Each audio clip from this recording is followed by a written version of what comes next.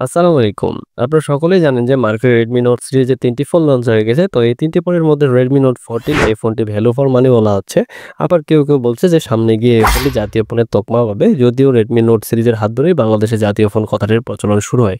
তো আজকের ভিডিওতে আমরা আলোচনা করব যে প্রাইস রেঞ্জের ভিতর Redmi Note 14 এই ফোনটি বাংলাদেশে পাওয়া যাচ্ছে এবং যা কিছু অফার করতেছে এই বাজেটের ক্ষেত্রে এই ফোনটি নেওয়া কতটা ভ্যালু ফর মানি হবে ২০২৪ সালের শেষের দিকে এসে এবং এই ফোনটি কি আদৌ জাতীয় ফোনের তকমা পাবে কিনা। তো চলুন ভিডিওটি শুরু করা যাক। তার আগে যদি চ্যানেলে নতুন হয়ে থাকেন অবশ্যই চ্যানেলটি সাবস্ক্রাইব করে যাবেন এবং পাশে থাকা লাইক বাটনে একটি লাইক দিয়ে যাবেন।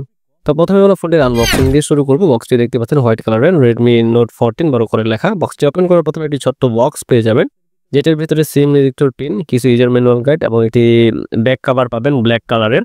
তারপরে কাঙ্ক্ষিত ডিভাইসটি পেয়ে যাবেন এবং বক্সের ভিতরে টাইপ সি চার্জিং কেবল এবং চার্জার পেয়ে যাচ্ছেন। মোটামুটি এই সকল অ্যাক্সেসরিজ আপনার বক্সের ভিতর পেয়ে যাবেন।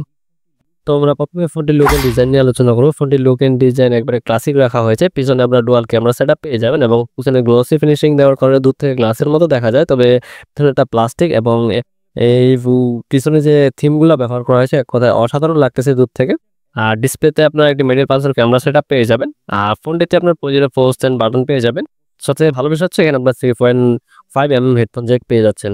এখন ফোনটির বডি এন্ড ডাইমেনশন থিকনেস হচ্ছে 8 মিলিমিটার আর ফোনটির ওয়েট হচ্ছে 190 গ্রাম। ফোনটিতে আমরা ডুয়াল এরোসিন ব্যবহার করতে পারবেন। আর এই ফোনটিতে কিন্তু আমরা IP54 রেটিং পেয়ে যাচ্ছেন, অর্থাৎ ফোনটি যদি পানিতে পড়ে যায় অর্থাৎ ধুলাবালিতে পড়ে যায় কোনো ধরনের সমস্যা হবে না, কারণ আপনারা এখানে IP54 রেটিং পেয়ে যাচ্ছেন। এখন যাক ফোনটি ডিসপ্লে কোয়ালিটিতে, এখানে আপনার 6.7 ইঞ্চির একটি OLED ডিসপ্লে পেয়ে যাবেন, যেটাতে 120 হার্টজের রিফ্রেশ রেট ব্যবহার করা হয়েছে এবং HDR10+ এর সাপোর্ট তো থাকতেছেই। তার সাথে আপনারা এখানে 21 নিটস ব্রাইটনেস পেয়ে যাবেন, যার ফলে আপনারা ফোনটি দিনের বেলা ব্যবহার করতে কোনো রকমের ঝামেলায় পড়বেন না। আর এই ফোনটির স্ক্রিন টু বডি রেশিও হচ্ছে 87.4% এবং এর রেজোলিউশন হচ্ছে 1080x2400 পিক্সেল। আর এতে আপনারা কিন্তু পিপিআই ডেনসিটি পেয়ে যাবেন 395। আর এর ডিসপ্লে প্রোটেকশনের জন্য আপনারা পেয়ে যাচ্ছেন কর্নিং গরিলা গ্লাস 5 এবং অলওয়েজ অন ডিসপ্লে সাপোর্ট তো থাকতেছেই। অর্থাৎ আমরা যারা সোশ্যাল মিডিয়া অনেক বেশি ভিডিও থেকে থাকেন এবং অনেক বেশি গেমিং করে থাকেন তাদের জন্য এই ডিসপ্লেটি বেস্ট হতে যাচ্ছে। এখন আসা যাক ফোনটির পারফরমেন্সে। এখানে আপনারা Android 14 এর সাপোর্ট পেয়ে যাবেন, তার সাথে হাইপার OS তো থাকতেছেই। আর চিপসেট হিসেবে এখানে আমরা MediaTek Dimensity 7025 Ultra প্রসেসরটি পেয়ে যাবেন, যেটি 6 nanometer আর্কিটেকচারের উপর বিল্ড করানো। অর্থাৎ এই ফোনটি দিয়ে কিন্তু আপনারা ভালোভাবে গেমিং করতে পারবেন। আমরা এই ফোনটি দিয়ে মোটামুটি আধা ঘন্টা গেম খেলে দেখছি, মোটামুটি পারফরমেন্স ভালোই দিচ্ছিল। তবে আধা ঘন্টা যাওয়ার পরে একটু ফ্রেম ড্রপ করছিল। তবে এই ফোনটি দিয়ে কিন্তু আপনারা মোটামুটি free fire, PUBG, call of ডিউটির মতো গেমগুলি আপনারা খেলতে পারবেন স্মুথলি ভাবে। আর এই ফোনটি আপনার মার্কেটে 3টি ভেরিয়েন্টে পেয়ে যাবেন, 6GB 128GB, 8GB 128GB, 12GB 256GB। এখন সাথে ক্যামেরা কোয়ালিটি, এখানে আপনার ডুয়াল ক্যামেরা সেটআপ পেয়ে যাচ্ছেন, যেটির মেইন ক্যামেরা ছিল 50 মেগাপিক্সেল এবং এখানে আপনারা OIS এর সুবিধা পেয়ে যাচ্ছেন এবং এখানে ফিচার হিসেবে আপনার ফুল এইচডি তে ভিডিও রেকর্ড করার সুবিধা পাবেন এবং সেলফি ক্যামেরা এখানে আপনারা 60 মেগাপিক্সেল পাচ্ছেন, এটা দিয়েও কিন্তু আপনারা ফুল এইচডি ভিডিও রেকর্ড করার সুবিধা পাচ্ছেন। তবে আমার মনে হয় এখানে মেইন ক্যামেরায় যদি তারা 1080p তে 60 fps দিত অথবা 1080p তে 2K ভিডিও রেকর্ড করার সুবিধা দিত তাহলে আরেকটু বেটার হতো। এখানে Redmi Note 14 সিরিজের একটু কমতি আমার কাছে মনে হচ্ছে। তবে আপনারা এই ক্যামেরা দিয়ে মোটামুটি ভালো রকমের ফটোগ্রাফি এবং ভিডিওগ্রাফিও করতে পারবেন। আর এখানে আপনারা 5110 mAh এর ব্যাটারি পেয়ে যাচ্ছেন, যেটাকে চার্জ করার জন্য 45 ওয়াটের একটি চার্জার পেয়ে যাবেন। আর এই ফোনটি আপনার মার্কেটে ব্ল্যাক, হোয়াইট এবং গ্রিন 3টি কালারে পেয়ে যাচ্ছেন।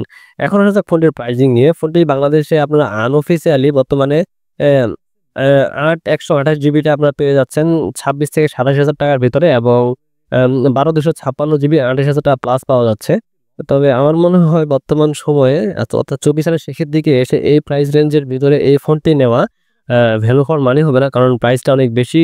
কারণ 28 বা 26,000 টাকা এর থেকে ভালো কনফিগারেশন ফোন পাওয়া যাচ্ছে মার্কেটে, যেটা আমার মনে হয় বর্তমান সময়ে Redmi Note সিরিজ নেওয়াটা বেটার হবে না। আপনারা কিছুদিন ওয়েট করলে এই ফোনটি আপনারা যেটি 8128 এটা আপনারা 20 থেকে 22,000 টাকার ভিতরে পেয়ে যাবেন, তখন ফোনটি কেনার ভ্যালু ফর মানি হবে।